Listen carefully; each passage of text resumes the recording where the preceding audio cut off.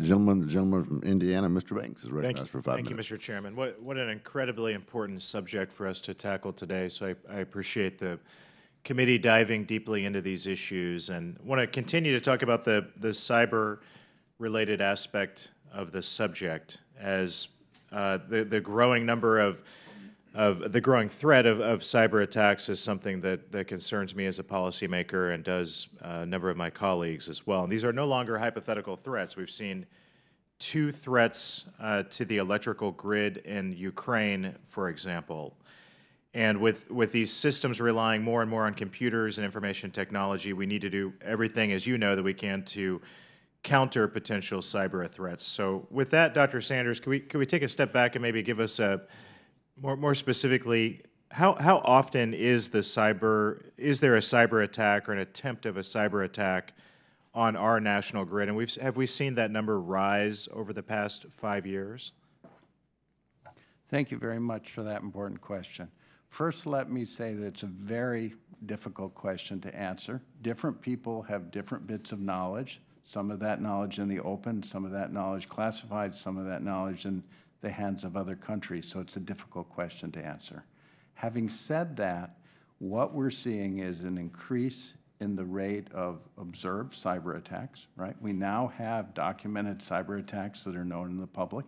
We didn't have that just a few years ago. And we're seeing that the frequency of lower grade probing and attacks on both the operational technology and on the information technology, both on the, if you will, the online part of the grid and the offline control of the grid, those kinds of attacks increasing.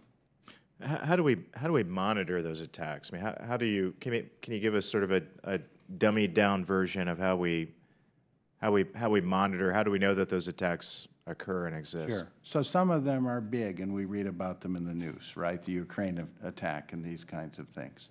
Some of them we can monitor for. The lower grade, more frequent ones, we can monitor for using online technology. There are systems called intrusion detection systems, first popularized in our corporate information technology systems that can look for packets, that can look for behavior that tends to be abnormal and flag those as possible attacks. There have been specific versions of those intrusion detection systems that have been built for the power grid, both on the side of smart meters, for example. One was developed at the University of Illinois that's been prototyped and used at First Energy, for example, and other aspects of grid-specific kind of networks. Now, the trouble is those signals are not always clear. We get a lot of noise in those, and so we have to fuse that information together, and we have to create higher level intelligence that we then can make those determinations, and work to do that is ongoing. So these might seem like obvious questions, but what do we know about these adversaries who carry out attacks like these? What are their motives? Where are they coming from? Can you talk a little bit? We haven't talked enough about that today. Can we talk a little bit about what we know about these adversaries? Sure. I think we know a lot, but we know pieces of the whole story. We know that they come in all forms. We know they come from kiddie scripters up to potentially nation states, right? The evidence is pretty strong that nation states are involved. We know that they're coordinated. We know that they're deliberate.